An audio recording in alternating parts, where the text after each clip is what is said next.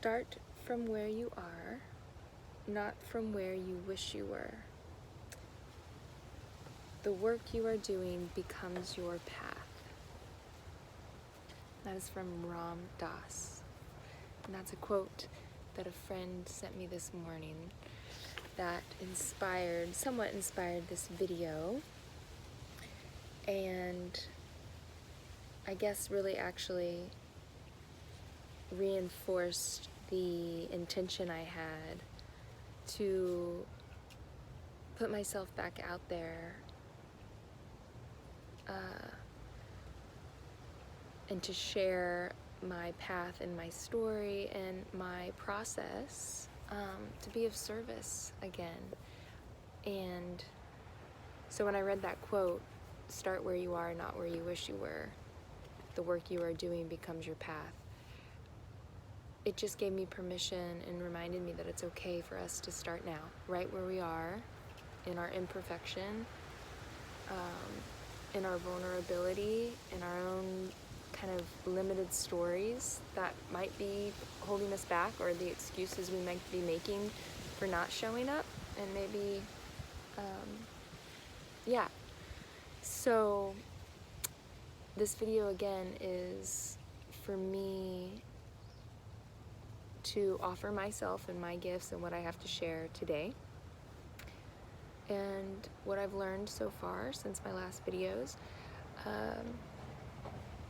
and also to face my own fears and face my own limited beliefs that have been holding me back a little bit. And although I will say that I did feel called to retreat a little bit and turn back in, I think that is necessary at times in the process to conceptualize and turn back in order to get clear, or grow or refine, whatever it may be. I felt that and I did that. So now I'm feeling again that it's time to step back out. And so I just want to free up anything that blocks this process, and I want to share my process with you. So if you're watching, thank you. And I hope this offers some value to you. And yeah, this is going to be a little bit just organic and spontaneous and unscripted, but it's the new moon today, and so it's a perfect time to start a new project or take action on something that you have been wanting to see grow or become. This was a time, the new moon was a time when farmers, well, I don't know if that's actually true. That might be on the full moon. But anyway, ritually, the new moon is a time for us to begin, plant seeds. It's the dark time, so it's very fertile. And we plant on intentions and set intentions for things that we'd like to see grow in this new moon cycle, so the 28-day cycle. And so this video is the first one that I'm going to do. Again, I want to come back out and offer up my life and my lessons to you. And so I'm not sure. I don't really want to set any limits on myself, but I know that I'm going to commit to some videos and commit to sharing some things and sharing my process, sharing my practices. If you followed some of my other first videos, it was about spiritual guidance and offering spiritual insight along this journey that we're on. And mine's a very personal journey, and I want to hold that sacred. And but I also want to share it because I feel called to, and that's what gives it meaning. It's what gives my life meaning, is everything I go through. May I offer it up, to be of benefit to the greater good. One of my prayers I say almost every single day and every morning: may the blessings and benefits I receive from my life be also of benefit to this great life, to the greater whole, to the greater good. And so that's again what this practice and these videos are about, and also to come up and face my own fears, face my own limitations, and transcend them, or let them be there, but show them that it's okay to grow and move forward, and we don't have to hold ourselves back in protection and out of fear. We can move forward with love. And as I'm saying this, a white butterfly is flying over here, and it makes me happy. I see those little things as little omens along our way. So yeah, if we can take note of what's around us, that encourages us to stay divinely connected and on the path. And anyway, I wanted to share that. So let's see. I'm going to try to keep these a little succinct and short, but this is the introduction, so I'm also sussing it out as I go. But there's a lot of things I want to do and grow into and step into and create a, create a life, create my life with. And so I'm going to do that right now. Let's see, things I've been working on. So part of my spiritual practice that keeps me aligned and that I'm doing right now is I've definitely have been having a consistent meditation practice. And I started actually a few months ago with the Oprah and Deepak Chopra meditations, which are like less than 20 minutes long. I think they're like around 15 to 18 minutes. But it was a short way to just kind of introduce me again to meditation. I've always kind of done meditation in my yoga practice, but never a consistent sitting practice. And I've actually found that I look forward to it now.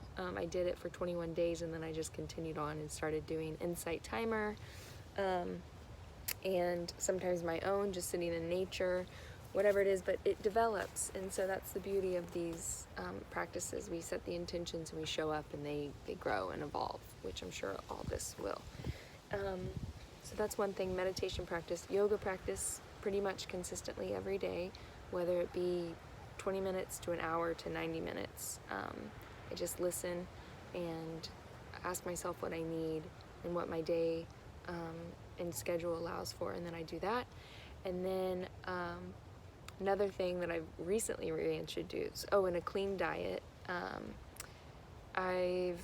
For me, this is just personal, I feel better when I'm not drinking alcohol, no dairy, milk, cheese, no dairy products, and not a lot of meat. I'll have fish every once in a while, and mostly just like a raw plant, not necessarily raw, but whole food, plant-based diet. And I incorporate some like goodies in there, like little fun snack, like gluten-free crackers, or I'm not 100% gluten-free, but I don't eat a lot of gluten right now because, again, I just listen to what I feel helps me feel clean and pure. I did try to get off of coffee. I made it a week.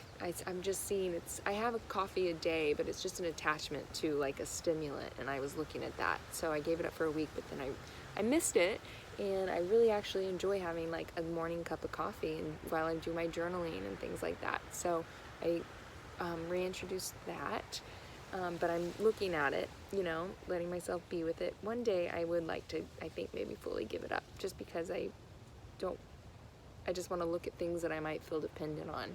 And that goes back to my background with addiction and dependency, and I just want to become more self-reliant, and just clean and pure, a more clean, pure, clear vessel, because I think that will extend to all parts of my life. So I'm looking at that. And the other thing, cold showers. That's been really like enlivening. So also part of the meditation I'm doing right now, I reintroduced another Deepak Chopra and Oprah meditation. It's the 21-day, I think it has to do with healing the body. And it says, I give my body lightness and coolness. And I did that meditation, but then right along that meditation, my friend told me how they're taking cold showers, and it's like a minute of cold water and then like you turn it back to hot water, and then you do a minute of cold water, and whatever. You can do it however you want, but you basically just let cold water run over you for an extended period of time while you're in the shower every day, and it just kind of like wakes you up, revitalizes your whole being. I feel like it also is a practice of getting used to being uncomfortable, like changing your perception in being uncomfortable. Like when the water's going over me, I kind of like dance and shake out any like resistance to it, and see it as like a celebration of like, I'm alive, I feel, you know. And it's also anti-inflammatory. All the blood rushes to your organs, so it kind of gives them a nice cleanse, and it's just been a really, I love it. I look forward to it every morning. I do a minute when I get in, and about a minute before I get out. I end on the cold shower.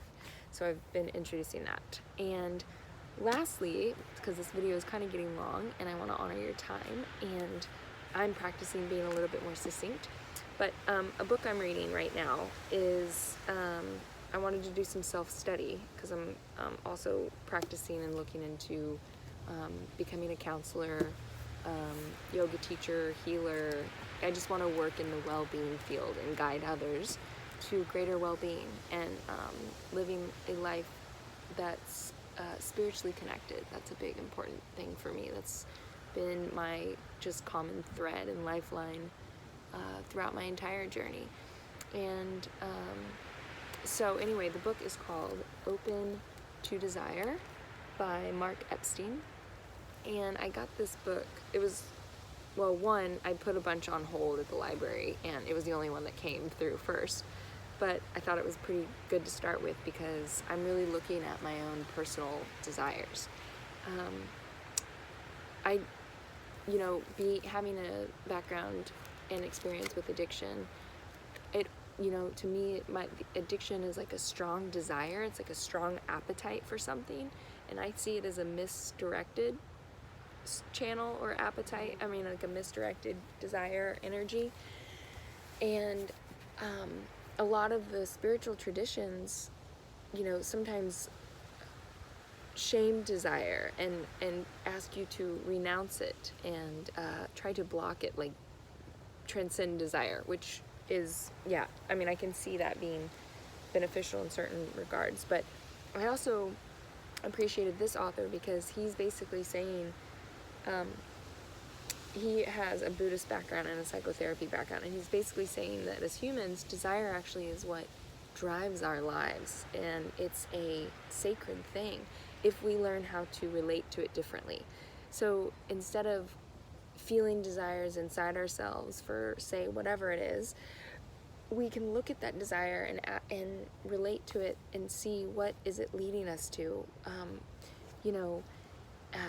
and let it lead us to a path of greater awakening, and ultimately transcendence, or it's a divine energy, it's vital, it's vitality, it's life force asking us to direct it.